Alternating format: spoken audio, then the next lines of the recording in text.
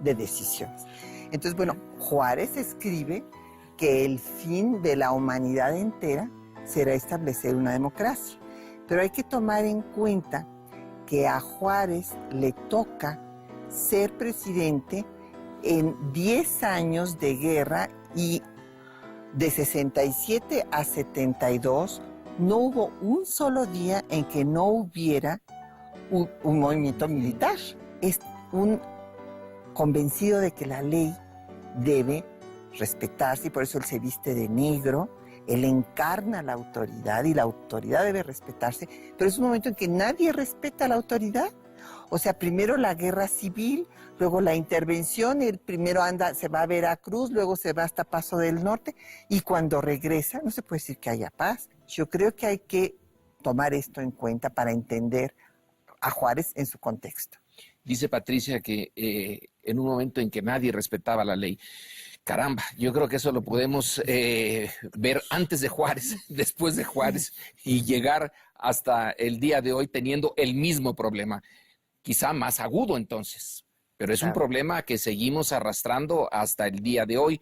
Por un lado, las estructuras formales, jurídicas, constitucionales, y por otro lado, las reglas no escritas.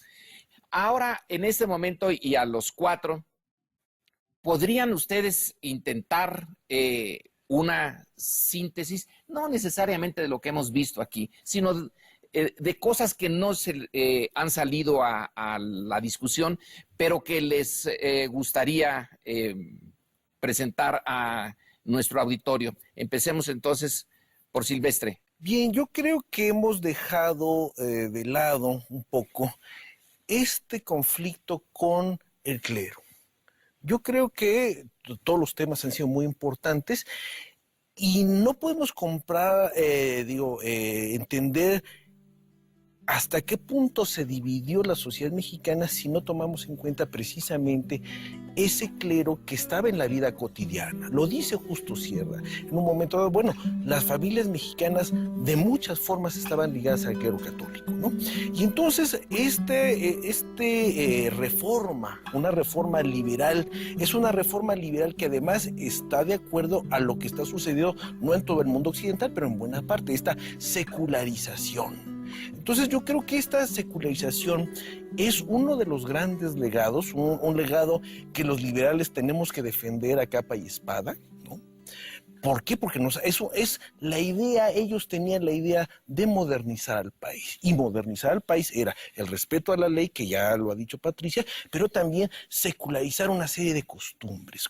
Yo sí quisiera subrayar, es un proyecto modernizador, es un proyecto liberal, y que la secularización es uno de los temas que inclusive está presente en el México contemporáneo. Vaya que sí está presente en el México contemporáneo. Ahorita está en una de las primeras planas. Paul. Sí, entonces yo estoy de acuerdo que sí, eso fue un gran acontecimiento, un gran avance, ¿no? Un avance en el problema de solucionar el problema entre Iglesia y Estado, la secularización, yo creo que sí. Lo que no pudo hacer controlar el ejército, tampoco pudo controlar en realidad el Congreso. Bueno, entonces no pudo resolver los problemas políticos más graves, ¿no? Entonces México sigue siendo ingobernable. Lo intentó, dices. Patricia, como... Bueno, yo aquí también difiero de nuestros colegas. Yo creo porque la verdad, si hay alguien que en la historia mexicana logró sus objetivos fue Juárez. Imagínate, salió adelante en una sociedad racista, clasista, y dio lo que él mismo escribió, porque ese es un texto muy interesante, la segunda independencia de México, porque acabó con el tema de la iglesia, nos fundó, simplemente da el triunfo de la República, la consolidación del Estado Nacional, la fundación del Estado laico, y se muere en su cama, porque no lo matan.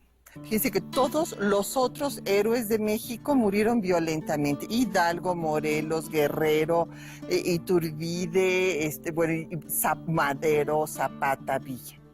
Juárez no. Y fue el primer civil en la historia mexicana que logró esto. Así es que yo realmente creo que no le fue nada mal. No le fue tan mal ni a él ni a México. No. Antonio. Pues mira, yo solamente un poco retomar que hemos estado como en muchos lugares comunes, ¿no? En términos de lo que implica no solamente la figura de Juárez, sino implica también la figura de Porfirio Díaz.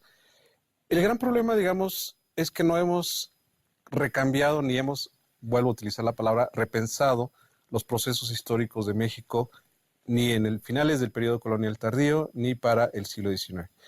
No importa si estamos estudiando historia política, historia social, historia cultural, etcétera, terminamos siempre hablando de la primera mitad del siglo XIX, hablamos del juarismo, luego de una república restaurada, ¿no? O sea, como algo normal, el imperio de Maximiliano, y luego hablamos de Porfirio Díaz, ¿no? Entonces tenemos como dos figuras ahí que nos jalan, que es por un lado Porfirio Díaz y por el otro lado Juárez, y que finalmente eso, desde mi particular punto de vista, obscurece en muchos sentidos ciertas cosas. Silvestre ya comentaba, ¿no?, que muchos de lo que hizo Juárez, las soluciones, en el mejor de los casos, lo comenzamos a ver a mediados del siglo XX.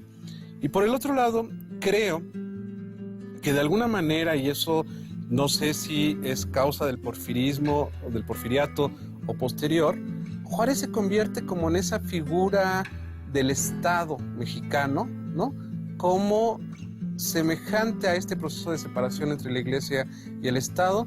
Por un lado, la Iglesia a partir de los 90 comienza a levantar el guadalupanismo y antes el Estado comienza a lanzar el juarismo. Entonces parecería que Juárez representa este intento y esta consolidación de separar, al menos en términos discursivos, porque después Porfirio Díaz negocia con los obispos, ¿no?, entre un Estado laico. Creo que hemos hecho y estamos haciendo los esfuerzos como para lograr pensar en periodos y en procesos diferentes, pero finalmente sí nos siguen jalando estos héroes, ¿no?, entre comillas, victoriosos, ¿no? Nadie habla de Santos Degollado, ¿no?, el héroe de las derrotas, ¿sí? Uh-huh. Entonces, hay calles en nombre de Santos Degollado, pero hay siempre como que una visión de resaltar a los que se consideran triunfadores, ¿no? Bueno, creo que es muy natural, en particular en una historia como la mexicana, donde tenemos tantos episodios de derrota. De derrota, no las militares son las más obvias, pero derrotas de proyectos económicos, de proyectos sociales, de proyectos culturales, y la búsqueda de figuras que nos den aliento, que nos permitan, al menos en algunos momentos de nuestro propio proceso histórico, decir sí se pudo. La figura de Juárez, supongo que vamos a seguirla discutiendo con el transcurso de los años y encontraremos momentos en que los lados oscuros prevalezcan, herencias que siguieron del juarismo y que no son propiamente las mejores, pero por ahora yo creo que nos vamos con esta gran figura de Juárez como una figura básicamente positiva, pero no exclusivamente positiva. Tiene mucho de dónde bordar el tema del juarismo. Lo interesante es que está presente en México ahora. Todavía estamos dando algunas de las luchas de Juárez. Pero entonces nos despedimos de ustedes, les pedimos su presencia en los siguientes programas y sigamos discutiendo a México, aquí y afuera. Muchas gracias.